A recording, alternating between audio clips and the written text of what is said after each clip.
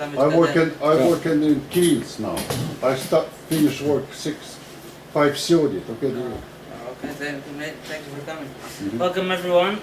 Today we are studying chapter 12 of Tanya. We'll give a little rundown just to get back into the mood. What we're discussing, Tanya is a book called the Book of the Benoni. Benoni means the ordinary person. Not really the ordinary, more like the regular person. There's two types. We learned about two personalities, two states of being that a Jew could be in. One is called tzaddik, a righteous person, which means not only does he do everything right according to the Torah, what God wants, and say and think those things, that's also what he wants. You can imagine someone who never feels like doing something silly, something wrong. He always wants to do the right thing. That's a tzaddik, a holy person, a righteous person.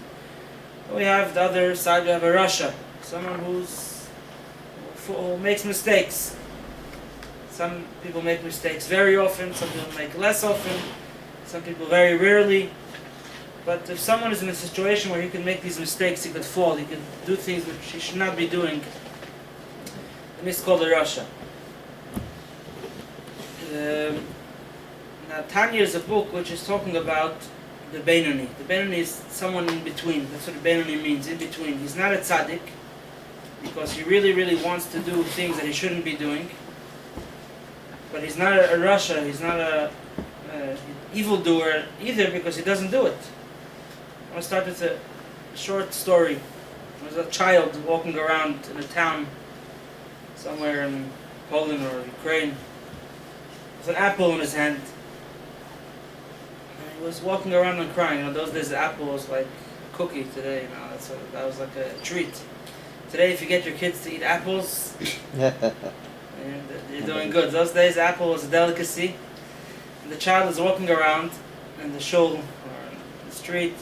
He was in a big Hasidic court with an apple, and he's crying. So one of the Hasidim asks this child, says, little boy, I forgot his name now, why are you crying? He says, I want to eat the apple. So he says, okay, so eat the apple, you have it. He says, but my father taught me that if I want something very much, you don't do it. That's why I'm crying. This child, like you can imagine, wasn't a regular child, and his father wasn't a regular father. His father was a big Hasidic master, a Rebbe, a holy person, and he taught this child so strongly, so well, that if you want something, you don't do it. You don't do things because you want. And that is a Benoni. A Benoni is a person who wants many different things, but he knows that he doesn't do what he wants. He does what he's supposed to do. And the Alter Rebbe opens up this chapter, this is really till now was all an introduction. It was giving us an understanding of what's going on in our inner life. We have our soul. We spoke about two souls. The Jew has an animal soul and a godly soul. The animal soul wants to do what feels good, what causes him pleasure. And the godly soul is that spark of God that's in him that makes him want to do what Hashem wants, what God wants him to do. And depending on who you listen to is what you are. If a tzaddik is someone that only listens to his yetzer tov, his godly soul, not only does he only listen to it, the tzaddik is someone that the godly soul took over him. It's not only that he listens to him, to this inclination that says do what God wants. That's all he wants. He doesn't think of even doing something wrong. We have the rasha who listens to his animal soul. He follows his animal soul. And the Benoni is someone who is in a constant struggle. If you would judge him by what he wants, if you could just go into the Benoni's heart, into his mind, imagine you have like the EKG and all these things today. You could measure what's going on in a person's brain and a person's heart. You look at the Benoni, what he wants the worst things. You look at his track record, what he does everything right. And don't think it's easy. Obviously, it's very hard to live such a life. That I want to do all different things. I want to kill, I want to steal, or that's not, usually most people don't. That's not what their struggles are. Some people do have those struggles. But I want to indulge, I want to have a good time, I want to be lazy, I want to be depressed, I want to be whatever it is, I want to party all day and night, and which is obviously not the right thing. That's what he wants. But what does he do? He does what he has to do. He does what the Torah teaches him, what God tells him to do. So the Alter Rebbe, the Baal Tanya, he begins in this chapter. He describes what a Beinoni is. He says a Beinoni uses the example of a city. There's two kings fighting over a city. The city is the person. Two kings. One king is the godly soul. The other one is the animal soul. They both want control. So a tzaddik is someone that the godly soul won. It captured the city. It captured me. My godly soul overcame me. That's what I want. He's in control. The animal soul is gone. Is expelled. The Rasha is the opposite. The Beinoni is someone that's in state of war. He's constantly in a state of war. The animal soul and the godly soul are always fighting over control. And what shows that he's what makes him a Beinoni, someone who's not a Rasha, is the fact that the godly soul, the animal soul never wins. It's always trying, but it never wins. And if we use the terminology that we learned up till now, that we have what's called the essence of the soul, which is the way we think and the way we feel towards different things. We have what's called the levushim, the garments of the soul, the way we express those things that we believe in and we want, which means what we think, that turns into what we say, and that turns into what we do. So the tzaddik is someone that not only are his garments good, also his essence became good. The Rasha is someone not only that his garments, his expressions are not the right ones, even what he wants is not proper. And a Beinoni is someone who's in the middle. He wants everything, but he does only what he's supposed to be doing. His garments are The garments are like a tzaddik, the soul is like a Rasha. If you look at what's going on inside him, he's just as bad as a Rasha, as an evil person. He wants the same things that the evil person wants. If you look at what he does exactly what a tzaddik does. Always? Always. That's what makes Always. him Beinoni. That's why he's called a Beinoni. Now, sometimes we have certain things, certain areas that we have, that we know that we have control. Other areas we are a little weaker in. We have certain things that we are a Beinoni, but to be called a Beinoni is someone that never makes that mistake. He wants, may want the worst, but he never lets his wants overcome him. And what gives us the power to do it? Obviously, it's a struggle to live in two worlds. If you look at my desires, I want the worst. You look at my actions, I do the best. And obviously, to live such a life is not easy. It's one thing to only want what's right and do what's right. It's not a struggle. Another thing is to give in to your desires. Those are easy. You're living one life. You're not a split identity. A Beinoni is someone who is a split identity. He wants the worst and he does the best. So the Alter Rebbe tells us a very interesting statement. He says, what is a Beinoni?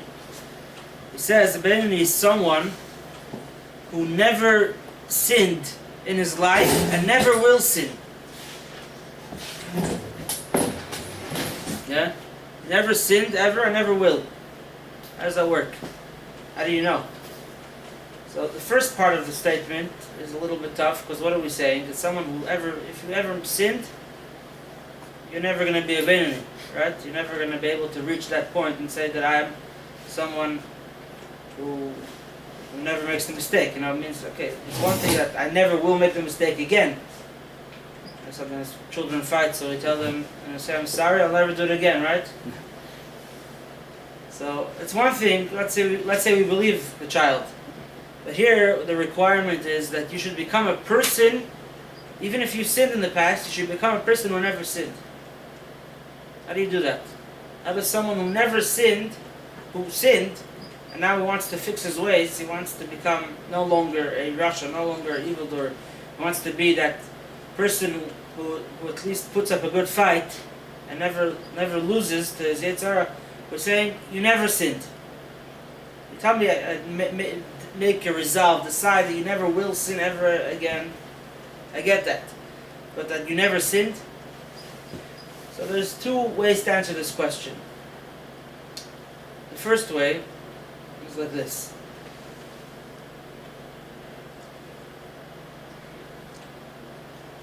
It's like, for example, someone who's struggling with a certain sickness. Yeah, he's very weak. Many times he gets sick. His immune system is not strong.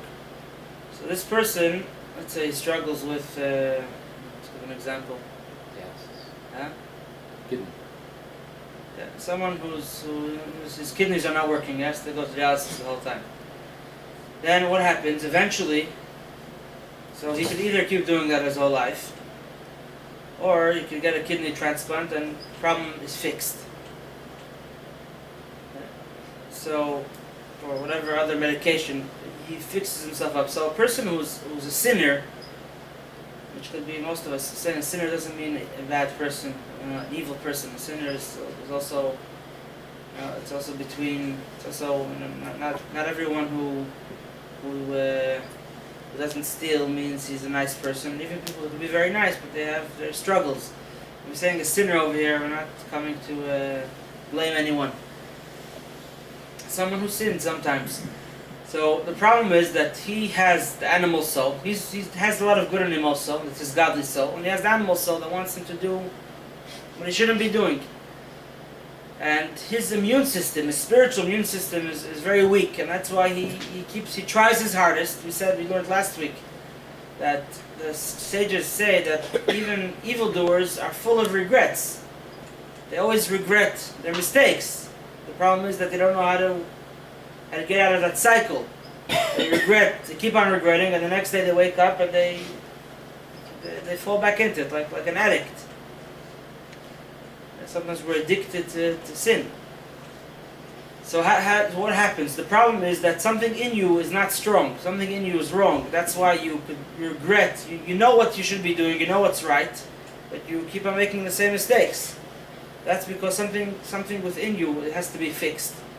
Abandonment means, even if you've sinned in the past, what the Alter was telling us over here, that you never sinned, means you bring yourself to a situation that you fix different things. The way you do tshuva means to repent, to fix your evil ways. You fixed yourself. Now, let's say we take you the way you are now and put you in that same situation that last week or 2 years ago you stumbled, then I would say it would be obvious that you would stumble. But now, put you in the same situation, in the same test, and since you became stronger, not the circumstances, it's not the circumstances changed, you changed. And we put you through the same circumstances, you will overcome it. You're going to win. That's what it means that a Beinoni is someone who never sinned. It doesn't mean that he never sinned, literally. He could have sinned. But now he fixed himself. He treated himself with the proper spiritual medication that makes him strong, that makes him immune. And if he's put in the same situations that last year he wouldn't overcome, now he will overcome them. That's what it means that he never sinned. Because the way he is now, it's as if he never sinned. If he would go through, put me through all these tests that till now I failed, and now I have this power in me, I'm going to go through the same test, I'm going to win. I won't fall. That's what it means that a Beinoni is someone, this regular person, this fighter, is someone who never sinned. But a deeper way to look at it is that we Jews, since we have a godly soul,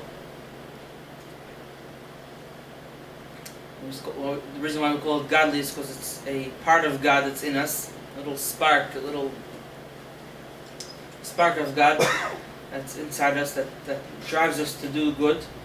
This godly soul is not bound by the limits of time and space. Everything we know in our world has a starting point and an end point. Yeah, no one lives forever. People are born, and eventually they die. Anything, any physical thing, even rocks, they started at one point and they'll end. Some things live longer, so everything has these limits of time and space. But that's all things that God created. Actually, the first creation that God made is time and space. That's what ties everything, is bound into time and space. So, with our godly soul, God is not bound in time and space. That's why God knows the future and the past and the present equally. He's not in those limits. And the godly soul that's in us is connected to God. It's a part of God. And that's why a Jew, if he does a strong enough tshuva, he fixes his ways. He gets out of the habit of sinning.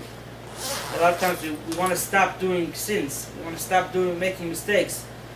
And we really want to stop. But the reason why we keep making the mistakes is because we didn't fix our mentality. And when we fix that mentality, so not only does it mean that if you put me the same things, the same exact situation, the same circumstance that last year I failed, now I won't fail, it means more. It means no, you changed yourself.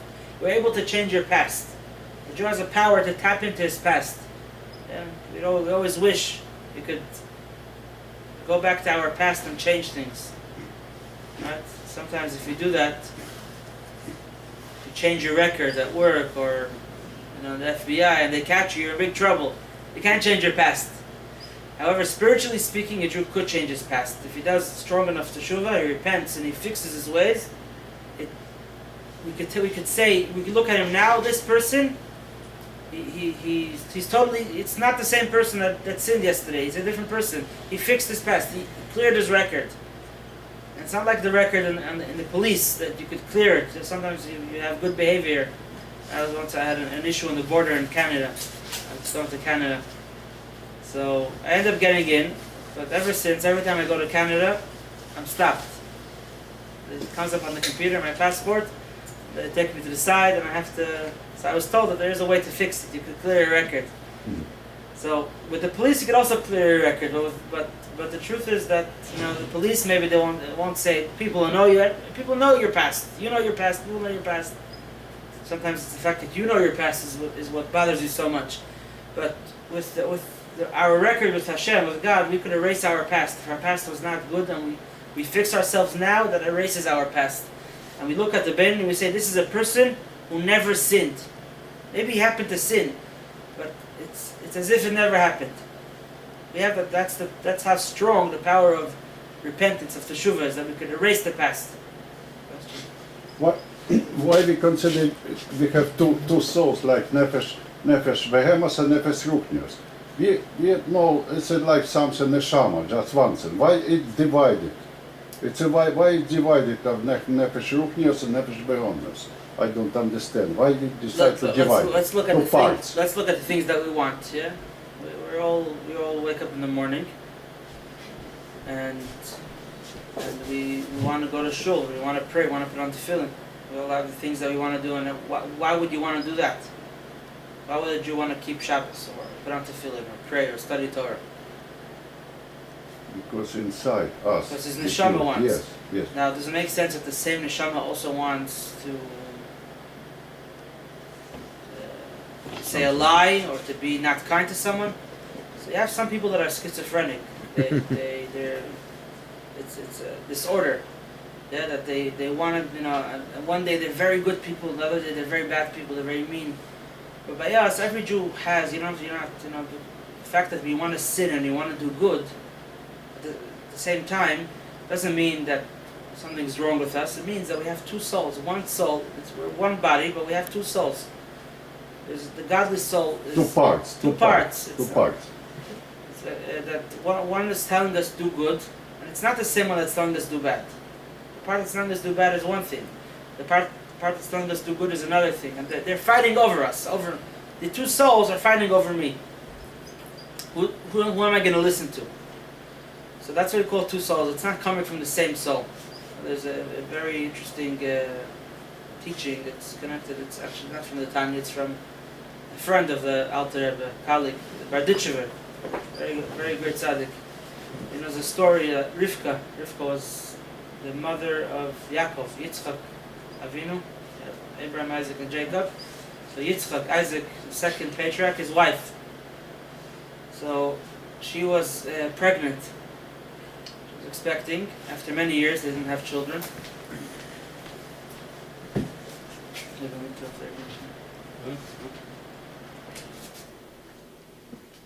And she experienced something very strange.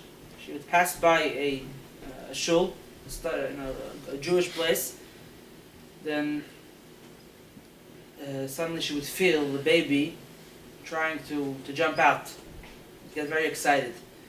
She would pass opposite a place that they would serve idols, a not holy place. So the baby again would start jumping, getting excited. So she was very distressed from this. It bothered her very much. She was wondering, what's going on over here? What's with me? What's this baby that I have inside me? Does he want to do bad? Does he want to do good? What does he want? Looked like he wanted both. So she went to ask, to seek advice. So she went to Shem. Shem was the son of Noah. Noah from the flood. He had a son, 3 sons. One of the Shem was a tzaddik. Who was also Rivka's great grandfather. And he was a very holy man. And he told her, don't worry. He says, you have 2 children inside you. Mm. Now, when I think about what did it calm her down? Yeah, well, does she want to have a son who's evil, who wants to do bad? You tell me. But what calmed her down was that she didn't want someone that's jumping on both sides. She said, I'd rather have someone who's evil and not someone who's all mixed up. He doesn't know what's right. I want my son to know what's right and wrong. And even if he wants evil, he should want only evil. And at least we could fix it. But being someone who's this like schizophrenic, is jumping around from one identity to the other, that's worse than being on the bad side. And he told her, you have 2. One of them is righteous, which was Yaakov, our father. We have Yaakov over here, named after Yaakov Avinu. And he had Esav. Esav was he's the father of many of the enemies of the Jewish people. Yaakov was going to the synagogue and Esav was going to the other place. It wasn't the same child with a split identity. That's the godly soul and the animal soul. So when we have in us both of these feelings, don't think that it's you. No, you are who you are, and you have a godly soul and an animal soul. One is pulling you this way, one is pulling you the other way. But you could choose which one to follow. It's not something that you're just gonna have to follow whatever feeling comes up into your head. You're in control. You have these 2 voices that are arguing over you. They're in a struggle. Each one wants to pull you their direction, but you could decide. Won't say 2 sides, good and evil, in one place. So it's split by 2 children. So, like our 2 souls are like those 2 children, the Yaakov and Esav. Yes. Yeah, but it's not one. It's not the same. It's not the same me. When I want to do a sin, it's not the same person. It's not the same me who wants to do something good. If it was the same me, then something's wrong with me. Because I'm wanting opposites. Yeah, it's like I'm in a fever. If someone's in a fever, it feels hot and cold, and Twins twins are actually supposed to be the same. They could be very similar. They could be the same, but they still identical. Sometimes, but they're still 2. Before when Jacob and God changed Jacob's name to Israel when he wrestled with the angel, since Abraham was, I think he was the first Jew. How can Jacob had to be Jewish through lineage? Is that true? Jacob was Jewish. And so since he came from the same womb, how can Esav not Esav Jewish? was also Jewish. Aha, so he's still Jewish. It says in the Talmud that Esav was a Jew, was the first, what do you call it? What kind of Jew was he? Apostate, did I say? Apostate, right. Incorrect Jew. He was the first Jew who left the Jewish faith. So he left. So when he was born Jew, he was just as Jewish as Jacob. So my experience is... The only difference is that Jacob married a Jew, Jewish wives. His wives weren't Jewish. They were all wild. None of Esav's kids are Jewish.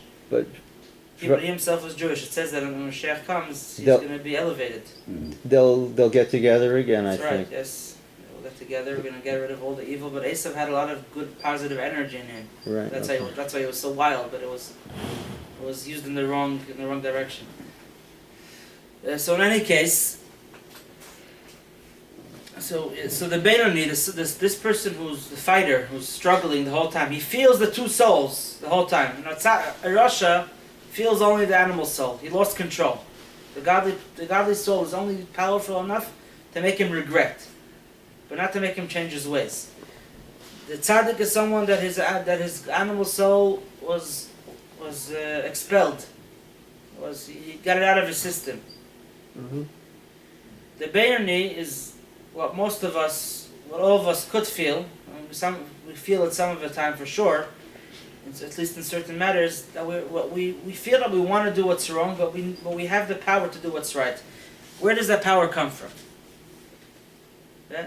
Where does that power come from that I could overcome my tendencies, my desires? Sometimes they're very strong. Sometimes it's very hard to overcome it.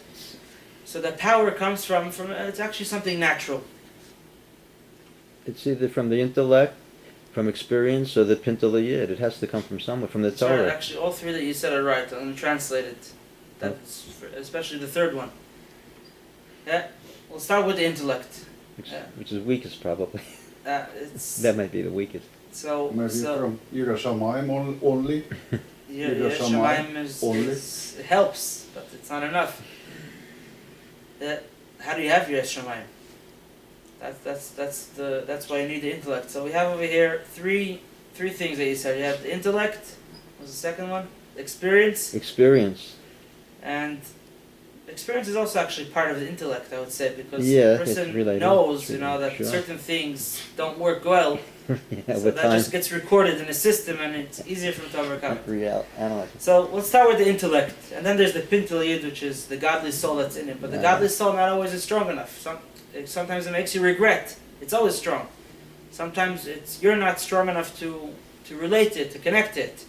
That's why we sometimes, even when we sin, we regret it. Yeah, that's part of our pintel yid. It's part of our pintel yid means the Jewish point. It means the godly soul that's in us.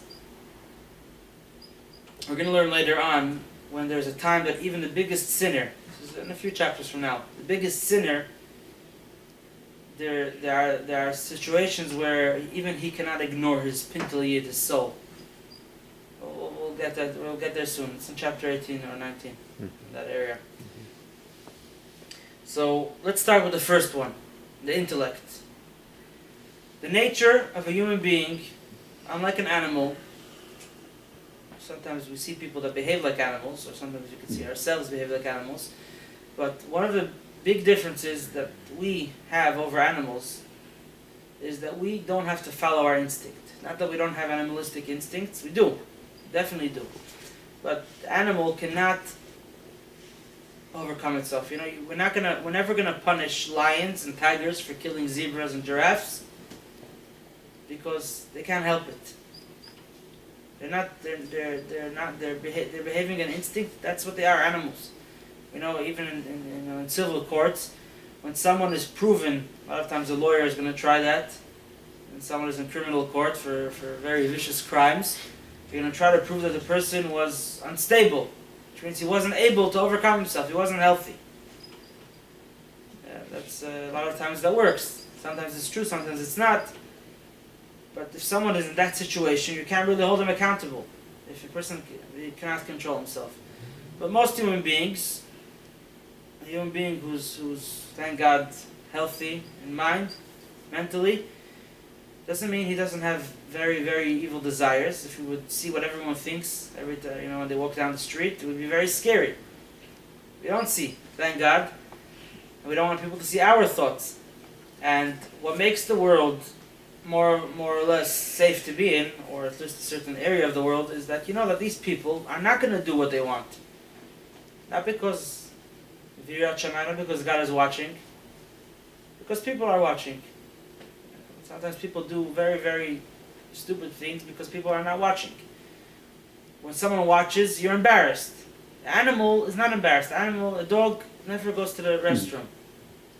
Right? How often do you see a human being not going to the restroom, making his needs in public? It happens very rarely. Really? People that are not well. A dog, the best, most healthy, most trained dog does that, because a dog has no sense of 1 second, it doesn't make sense to do this now. I wanna do this, but it doesn't make sense. It's not right. The human being, the one of the most important things to remember in the Tanya, and from Tanya take it into life, is a very, very short rule that covers everything in life. Moyach, say it in Hebrew, then we'll translate. Mega. Moyach shalit alalev. The brain controls the heart. Intellect is more powerful than emotions. That's why a person could be very, very follow his emotions very strongly. It's a very we feel very strongly to do different things, but our brain is stronger. When our brain realizes different things, it's going to curb our desires. It's going to stop us. People will sometimes scream at their spouse or at their kids because they think no one's watching, and the second they realize that someone is looking, suddenly it's going to stop. Well, you got less angry? No. But now you realize that it doesn't make sense to do this in the presence of someone else. So even though you're in rage, it's gonna calm you down instantly, like a candy to a child. It's gonna just stop you. That's the power of the brain. The moyach shatel of the brain controls the heart. Doesn't mean the brain always controls the heart. Not always we exercise that power, but our brain. If we use our brain, if we use our intellect, we could stop ourselves from anything. That's why human beings, if they sin, if they damage, they're held accountable, because it's not an excuse that you wanted that iPhone and that's why you mugged that person and stole his or her iPhone. I know you want. I also want everyone's iPhone. I also want $1 million. But if you're an animal, that would be a good excuse. You're a human being. You were gifted with intellect, with seichel, with the moyach. And that brain is powerful enough to control your desires and your wants.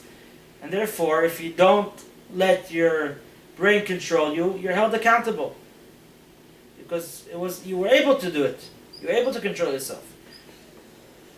So the Beinoni is someone that first and foremost he remembers that he's a human being and he has a brain. And he realizes that my brain, let's take something which the Alter Rebbe says that it's natural. It's not something. This is not a power that comes from the soul. It doesn't come from the godly soul, the power to overcome temptation. It's natural. And you see this, that people use this not only when it comes to godly things. People use it also when it comes to their health. I see a cream cake, a cookie, or a can of soda, and my doctor tells me that it's not good for me. Yeah, so I'm overweight, and you gotta watch myself. So of course I want that cake or cookie, right? But I know, I understand that it's not good for me, and that understanding could control that desire. And if you don't let it control, then you have no one to complain to besides yourself. You were able to overcome it. You didn't overcome it. It's your problem. So that's the first rule. Now, out of that comes experience. The person knows that candies and cookies tempt him, and he knows that they're not good for him based on experience, so he'll know to try to avoid it. I was on the radio a couple months ago. They're advertising this invention, this kind of box with a lock that you put in your cookies or whatever it is in it, and you lock it, and you can't open it for a few hours. You heard about this? As a setting, you know the code, but once you lock it, it's even you don't have to wait. Just wait. It's gonna open up itself in 4 or 5, 6 hours, whatever you set it. It's to help people overcome temptations. People know, I see a cookie, it's hard for me to control it. Yeah. So it doesn't mean. Actually, I read something the other day. something along the same lines. That we can't choose how to react to certain circumstances, but we could choose which circumstances to place ourselves into. That's where we have the power of choice. Yeah, sometimes a person's intellect, when he puts himself into a very hard temptation, it shuts off. But the problem started that you put yourself into that situation. That's when you should have used your brains. Sometimes it is late. Also, it's not totally late, but you have to plan ahead and see. Don't put yourself in situations that are going to be very tough to get out of. So the Beinoni is someone who utilizes this power. There's a beautiful story that we see this point. Yeah, the Alter Rebbe, the Baal Tanya, had a student, a Chassid. His name was Moshe Meislish. He was a very bright man. He knew many languages, knew many topics, different philosophies and different. He was a very gifted person. And he once said that the Alter Rebbe, our teacher taught us that the Aleph Beis is the ABC of Judaism, of Hasidus, is to utilize natural traits to serve God. One of the natural traits that could be used to serve God is this natural trait, the power that intellect is stronger than desires and emotions. That the brain has control over the heart if it only wants to. It's not something Jewish. It's something universal. People use it the whole time. People who diet, people who exercise, athletes. No one wakes up in the morning that he wants to run 10 miles. But if you know that you're going to make money or you're going to make fame, whatever it is, you do it. You have the power. It's something, and you have to know how to use this. The Beinoni is someone who uses this power in service of God.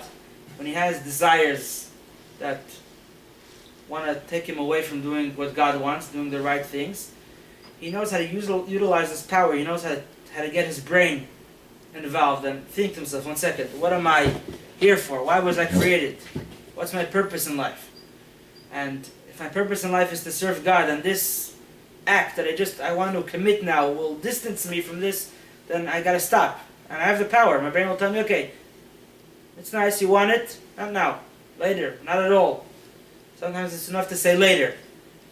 One of the best tips that there is for anger control, anger management, is not to respond right away. You say, someone got you angry? Don't tell yourself, I'm not going to scream at him. I'm not going to scream at him now. I'm going to wait 5 minutes. Put on a timer. You'll see, after 5 minutes, maybe he'll still be angry, maybe he'll scream, but not as loud. Yeah, our brain has that power to let us control. It doesn't turn off our desires, not at all. But it could tame it, it could control it. So this Chassid, Rav Moshe, he said that this rule that the Alter Rebbe taught to use to utilize natural instincts, natural powers, like for example the fact that the brain controls the heart, for the service of God, actually saved my life. When did this happen? The fact that he trained himself to be such a person who never follows his desires, he follows what his brain tells him. So in the Russian-French War, was it 1812? Who knows the Russian history? Napoleon, when Napoleon come to Russia? 1812. 1812, right? I'll check I think it. he came earlier, but The war. yeah, actually you're right. Yeah. I think it was 1912. So during that war, this is maybe not such a known fact. There, among the Jewish leadership, there was a big disagreement, whose side to take. Many rabbis felt that we should go with Napoleon. We should support Napoleon because he promised emancipation. He promised a lot of good things for the Jews. The Tsarist Russia was very oppressive for the Jews, like we all know. Maybe not as bad as communist, in certain ways at least. But definitely Jews didn't prosper neither under the Tsarist rule or the communist rule. I don't know about now, but now things are better. But So many rabbis wanted Napoleon to win. They said Napoleon will win, things will get much better materially for the Jews. Some, among them the Alter Rebbe, he wanted the Tsar to win. And for the very same reason, because he didn't want the Jews to prosper too much. Not that he cared that Jews will prosper, but he felt, he was scared, which is, as we see, that France, France was a country that we have the commentaries on the Talmud, Rashi and Tosfos. They lived in France and Germany. France and Germany were centers of Judaism. Till this day, we learn books that were a very large portion of the Jewish text were written in France and Germany. France and then later Germany, which were countries that the Jews were emancipated, unfortunately, it helped physically, materially, things got much better. But within a few generations, there was barely a trace left for Jewish life. The Jews assimilated. Now, not that we have anything against Jews having what they need materially, God forbid, but and when the time came, you see now, thank God, it's much easier for a Jew to be a free person from the government's perspective, like it is in most countries, thank God, where Jews live today. At the same time, to have true freedom of religion and not feel that we have to assimilate. We could be proud Jews in a free society, but at the time, it was very tough. And that's what Alter Rebbe believed, that it's better for the Jews, spiritually, to remain under Russia's oppression than to be under Napoleon's freedom.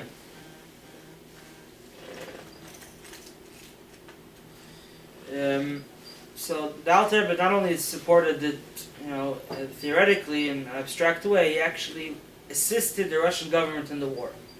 One of the ways was he took this student, Moshe Meislish, his name was, and he was very, like we said before, he was very fluent in languages, and he knew French very well. And him and others, and his son actually also was very good with languages. He sent them to spy for the Russians. The French needed translators, needed people to translate from Russian to French. They had their intelligence collection agencies, and they needed translators. And they found these Jews who, especially Jews, seemed to be usually Jews were. The French would assume that the Jews would be happier with the French than with the Russians. So if a Jew came and offered their services, so they trusted him. And this Jew, a religious Jew with a long white beard, was very knowledgeable in French and in Russian, obviously. He offered his services as a translator, and he spent time in the in the control room with the generals, and he had a lot of access to a lot of classified information. The war room, is it? The war room? The war room, whatever it is. There was no leaks and no. What was The his name? situation room, they say. Situation room, yeah. Yeah, What was situation his room. name? Moshe Meislish. Meislish. I didn't hear about this. It's not such a. I don't think you'll read it in the history books. I Really? don't know if they say about every spy. And Where did you find this information? this is a story that it's passed down the Chabad tradition. Belpe. It's written. So it's. That's interesting. Yeah, I'm saying these details you wouldn't. They don't usually write about them in the history And books. because he was a spy, Russia won? And he helped, so he was giving a lot of information to Russia from the French war room. One time, and Napoleon was actually making, for quite a while, he was doing quite well.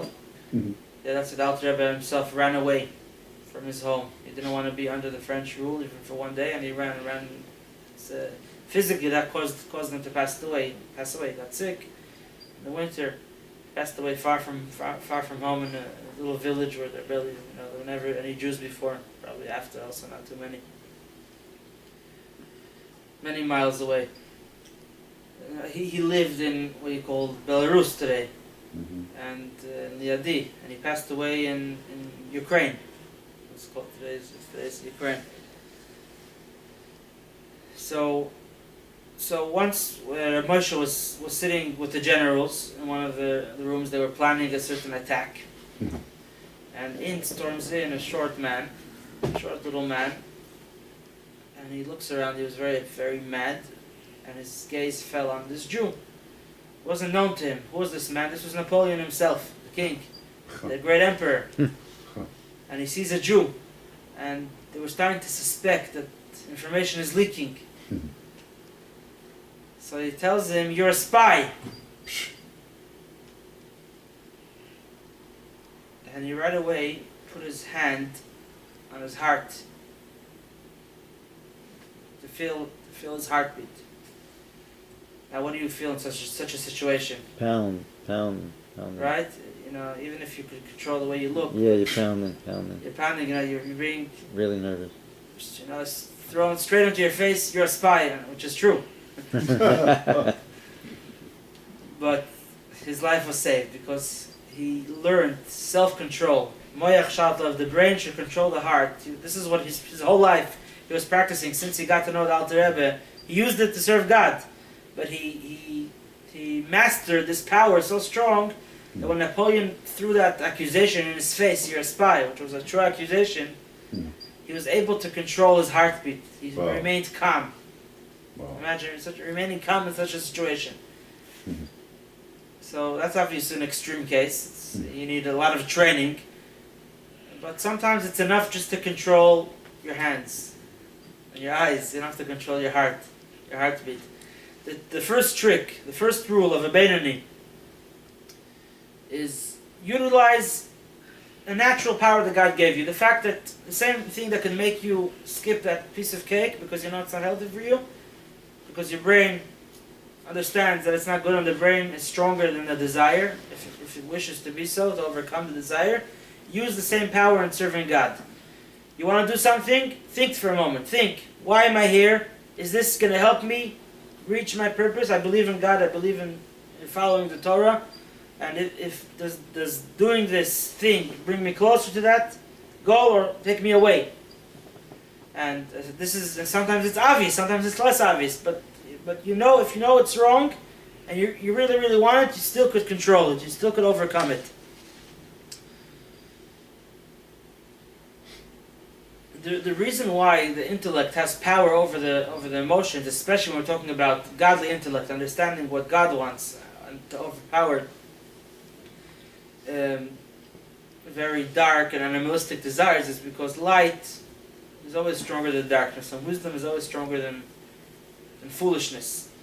So we have that power to just hold ourselves back, to control ourselves. And what the brain, since the brain represents a stronger power, intellect is what at the end of the day controls everything in our life. It should control. It has the power to control. It's a stronger power. So when intellect is challenged, when desires are challenged against intellect will win. The reason why not always this happens is not because it's challenged. Usually when people know that something is wrong and they think about it before they do it, unless something is mentally unstable, a healthy person, if he thinks, not a lot of healthy people don't think, and that's why they make big mistakes. But if we think, it's going to overpower. You take light, bring it into a dark room, there's no way that the darkness will overcome the light. The same thing, you take wisdom, this is what King Solomon said.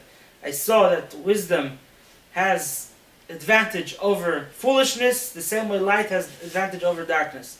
The problem is that we don't always bring the light to the dark. The problem is we don't always bring the wisdom to the foolishness. That's why we do foolish things. But if we do bring the brain, we don't let our heart decide alone. Every decision that we make, we have a desire, we think about it. Is it good or not?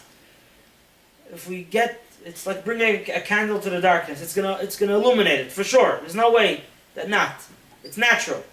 If our brain will be involved in every decision, automatically we will make only right decisions. We'll follow our heart only if it tells us to do right things. And the heart is very useful. We're going to get to later on how we get the heart also involved. It's good. It's good to want to do the right things, not just to do it because we understand that it's right. But the first rule is you don't have to get the damage control. But the first rule is you have a decision to make. Your heart is pulling you one way. Don't let the heart decide alone. Get your brain involved, and your brain will definitely help you make the right decision. Not only could the brain stop you from doing something that you shouldn't be doing, it could make you do something that you don't want to do. Yeah.